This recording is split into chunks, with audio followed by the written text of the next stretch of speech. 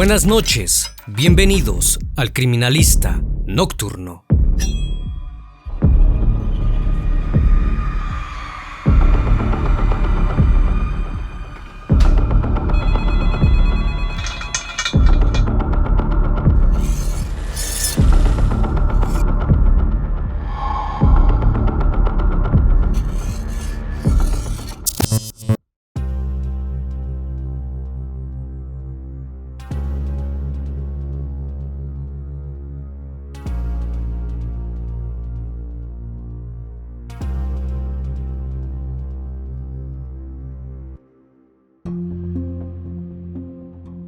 Se acercaban las celebraciones de fin de año, cuando el 12 de diciembre de 2021 comenzó a circular un trágico anuncio a través de redes sociales que conmocionó a toda la ciudad costera de Ecuador Manta. La terrible noticia revelaba la terrible pérdida de la modelo de 23 años, Naomi Arsentales. La joven había sido hallada dentro del apartamento que compartía con su pareja, el fiscal Juan Carlos Izquierdo. En cuanto las autoridades policiales se hicieron presentes en el lugar del hecho, se determinó que la causa de su fallecimiento se debía a una decisión voluntaria de Naomi, impulsada por un estado depresivo. No obstante, cuando la familia de la joven conoció los dichos de la policía, se desató una polémica que trascendió las fronteras de la ciudad y en menos de una semana escaló a nivel nacional. Pues para ellos era inconcebible que Naomi decidiera quitarse la vida por su propia voluntad, ya que tenía muchos proyectos por delante, pero por sobre todas las cosas, lo que provocó aún más indignación era que las autoridades estaban omitiendo un detalle importantísimo para la investigación. Tan pronto se conoció el terrible suceso, comenzaron a salir verdades a la luz de testigos directos que afirmaban que Naomi era víctima de violencia psicológica y física por parte de su pareja. Las redes sociales y los medios de comunicación fueron un canal fundamental para que la familia Arsentales denunciara las numerosas irregularidades que se presentaban en la investigación, mientras que el poder del fiscal por sobre la justicia guiaba el caso a un inminente carpetazo y que miles de personas se unieran para evitarlo. El Criminalista Nocturno. Naomi Arsentales nació en abril del año 1998 en la capital ecuatoriana Quito, pero creció en la localidad de Pedernales, de donde eran originarios sus padres, Sara Sabando y Ray Arsentales. En total fueron 3 las hijas que concibió el matrimonio. Años más tarde, decidieron trasladarse a la ciudad de Manta, ubicada en la provincia de Manabí, donde Naomi finalizó el bachillerato en el año 2017. Cuando las 3 hijas del matrimonio habían crecido, Sara y Ray tomaron la decisión de no continuar con la relación. Para ese entonces, Naomi comenzó una carrera dentro del modelaje para garantizar que nunca faltara el dinero en su hogar. Sin embargo, aunque ese era su plan en el presente, tenía otro mucho más grande para su futuro. La joven soñaba con retomar y finalizar sus estudios universitarios para recibirse de abogada y de esa manera trasladarse a otro país. Uno de sus mayores deseos era que sus hermanas y su madre pudieran acceder a una mayor calidad de vida en otro lugar. No obstante, el proyecto se aplazó cuando alguien nuevo apareció en su vida. En el año 2020, Naomi conoció a Juan Carlos Izquierdo, un abogado casi 10 años mayor que ella y oriundo de la ciudad de Portoviejo, que había llegado a Manta tras convertirse en el fiscal de la provincia. Previamente, Naomi había estado en pareja durante 3 años con un empresario, con quien además había llegado a hacer planes para casarse. No obstante, el vínculo entre ellos se rompió antes de tener lugar la boda. Luego de transitar y recuperarse de la ruptura, amigos en común le presentaron a Juan Carlos, de quien se enamoró rápidamente, y ambos decidieron iniciar una relación sentimental. En poco tiempo, ambos decidieron convivir en el departamento del piso 13, que Juan Carlos había adquirido en un lujoso edificio, dentro de una de las zonas más destacadas de la ciudad. Todo marchaba bien para la nueva pareja, a través de las fotos que compartían en sus redes sociales. el mundo fue testigo del amor que se tenían y que los unió por más de un año. No obstante, puertas para adentro, la realidad de lo que sucedía en el piso 13 distaba demasiado de la felicidad que en la pantalla aparentaban. En la intimidad, solo ellos dos y amigos cercanos sabían que las cosas no iban nada bien en la pareja y que lo que había comenzado como amor pronto se convirtió en un círculo de toxicidad del que Naomi no lograba escapar. El sábado 11 de diciembre, Naomi y Juan Carlos salieron de fiesta con amigos a Lebel, una discoteca que se encontraba a unos 250 metros de distancia del apartamento donde vivían. En horas de la madrugada, la pareja y algunos amigos decidieron continuar con la diversión en el departamento del piso 13, como acostumbraban hacerlo en otras ocasiones.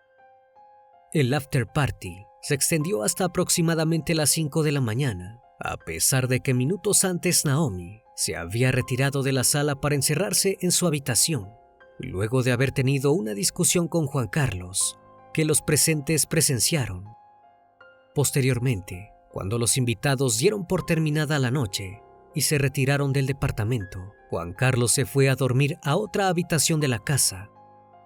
Al día siguiente, cuando despertó, el hombre notó que Naomi no había salido aún de la habitación, pero decidió no buscarla porque creía que todavía dormía. Sin embargo, las horas pasaron, llegó la tarde y Naomi seguía sin dar señales.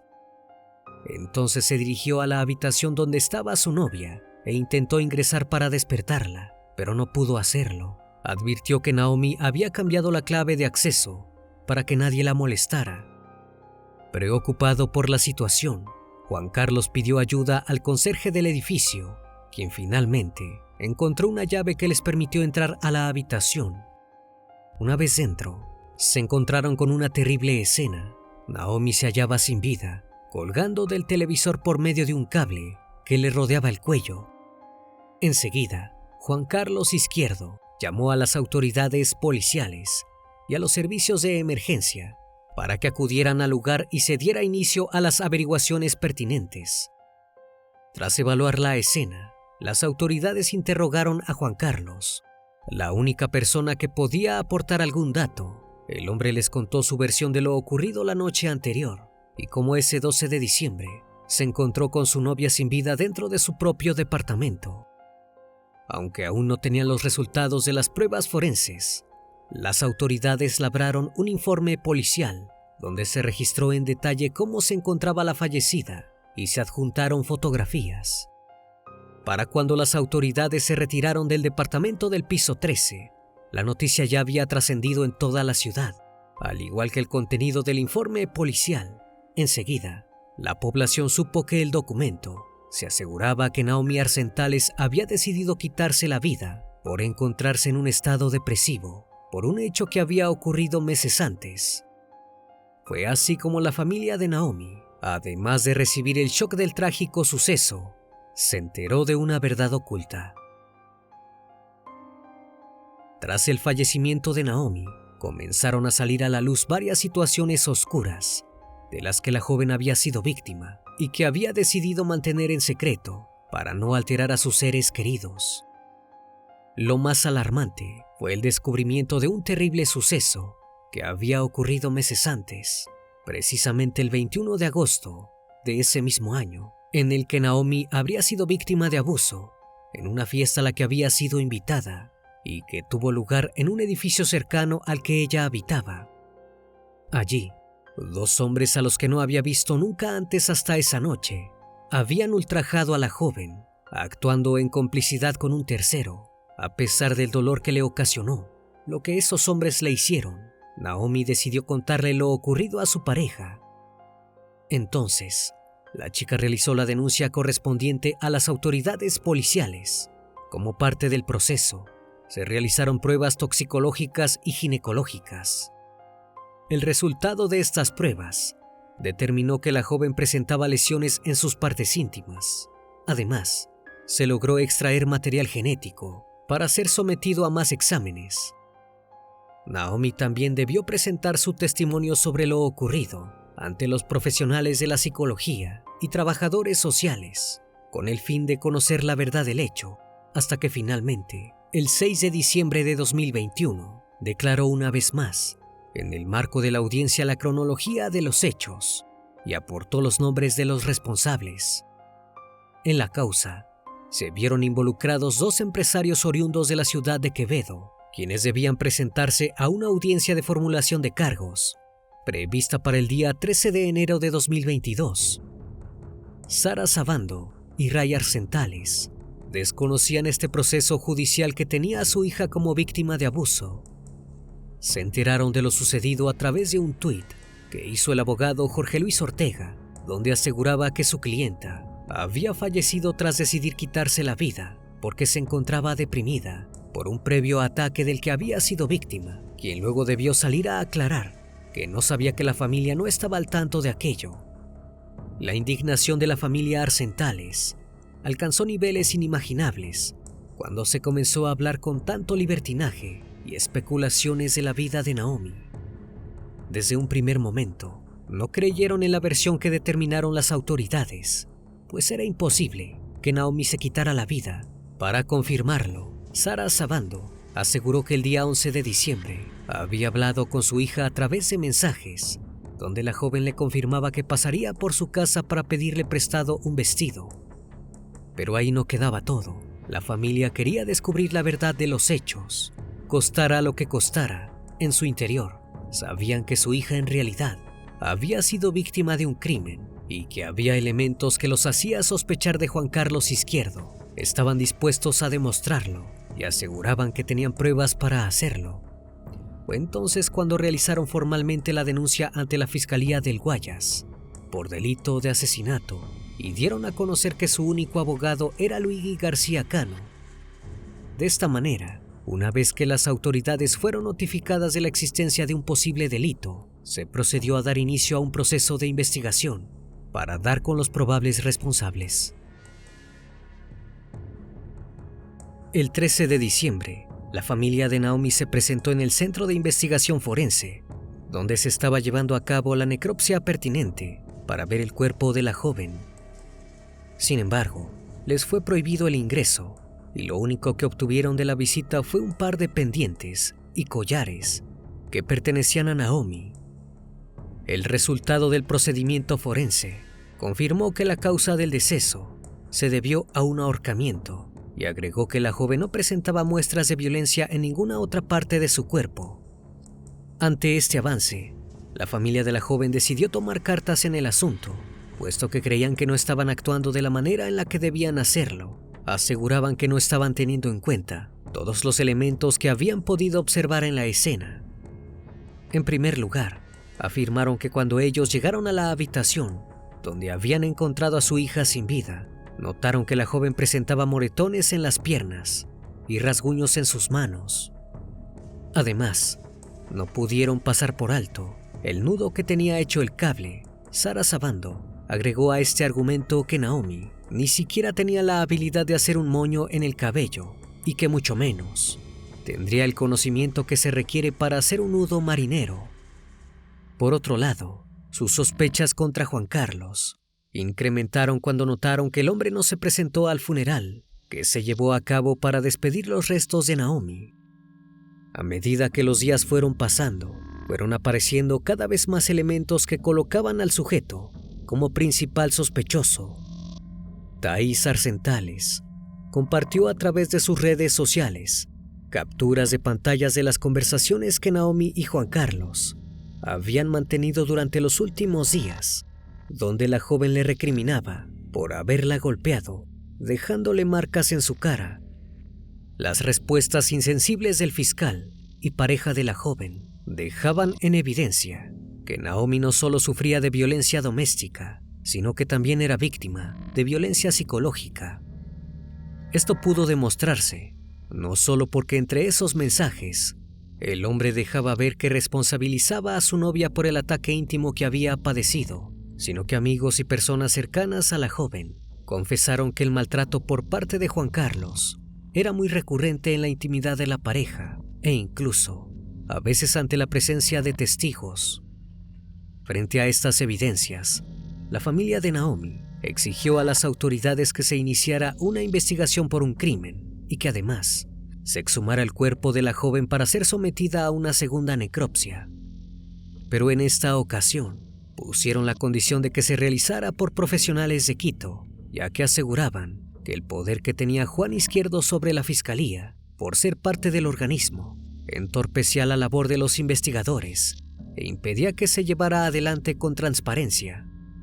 En los días posteriores, la familia continuó presentando pruebas de que el caso debía tratarse como un feminicidio y no como un deceso voluntario. En una conferencia de prensa, Sara Sabando, junto a su abogado Luigi García, mostraron fotos que se habían tomado en la escena del crimen, donde se podía ver a Naomi sin vida, con el cable alrededor de su cuello. En esa oportunidad, Sara argumentó que por la posición en la que se encontraba su hija, era imposible que se originara la fricción necesaria para que se produjera el ahorcamiento, ya que Naomi estaba sentada en el suelo.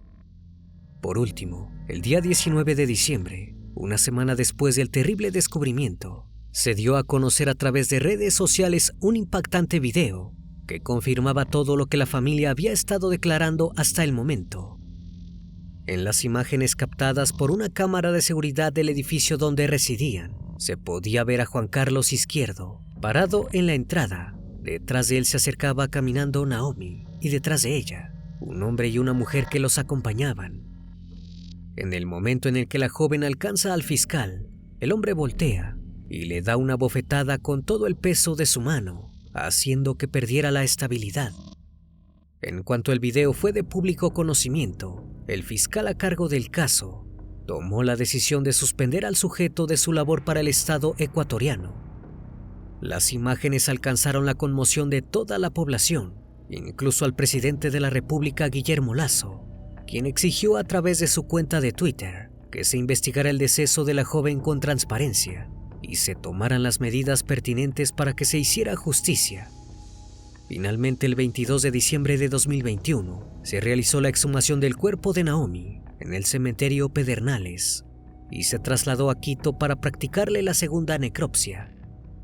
No obstante, los resultados del examen no se dieron a conocer públicamente para preservar la investigación y porque si bien Juan Izquierdo se pronunciaba desde el silencio, ordenó a las autoridades que tampoco la familia Arsentales pudiera hablar hasta llegar a una decisión. Juan Carlos Izquierdo se mantuvo oculto, fuera del alcance de la presión mediática y social que se estaba dando en las calles ecuatorianas. No obstante, su escondite no fue suficiente para evitar que recibiera comentarios negativos en las redes sociales. Por este motivo, escribió un comunicado en su cuenta de Facebook, explicando que no había asistido al funeral de su novia porque él y su familia habían sufrido un ataque cuando intentaban salir de la casa, que los obligó a regresar. Días más tarde, el 28 de diciembre, el hombre acusado por asesinato fue detenido por agentes policiales mientras circulaba en su vehículo, luego de que se emitiera una orden de captura. Entonces fue trasladado a la Policía Judicial de Manta, donde permaneció en prisión durante 5 horas, luego de que su abogado defensor Julio César Cueva asegurara que Izquierdo estaba raptado por el Estado, porque los policías le dijeron que su nombre aparecía en el sistema, pero no le habían dicho el nombre del juez que ordenó su detención. Posteriormente, el fiscal fue liberado porque, según afirmaron, el sistema del Tribunal de Garantías Penales de Manabí había sido hackeado y la orden de captura era falsa. Luego, el 30 de diciembre, apareció en una conferencia de prensa junto a su abogado, donde se defendió de las acusaciones argumentando que él no era un asesino y que nunca le había hecho daño a su pareja.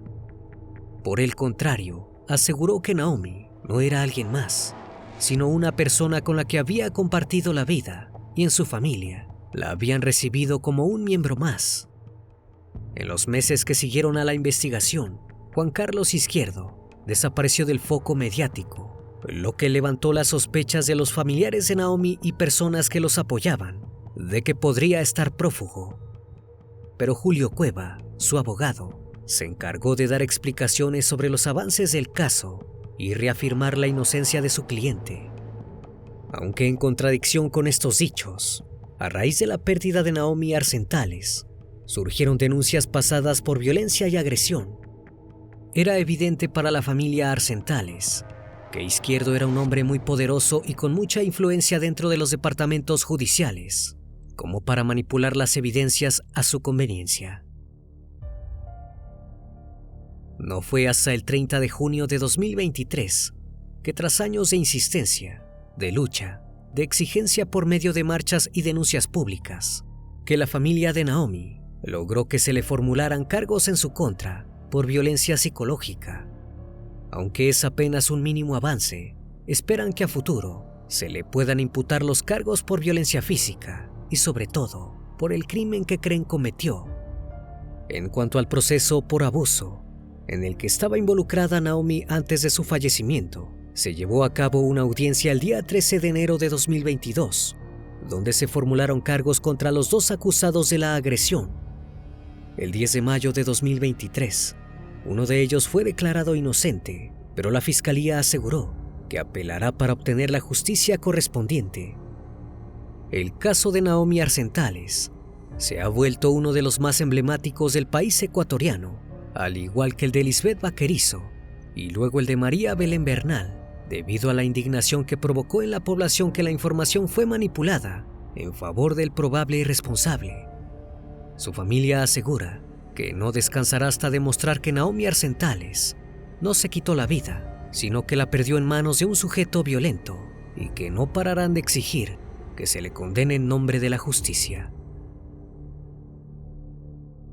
Una vez más, estimado público, agradezco su compañía. Gracias por brindar un espacio de su tiempo para conocer un caso más de este canal. Si aún no estás suscrito, te hago la cordial invitación a que lo hagas y formes parte de esta gran comunidad. Esto es El Criminalista Nocturno. Hasta la próxima emisión. Buenas noches.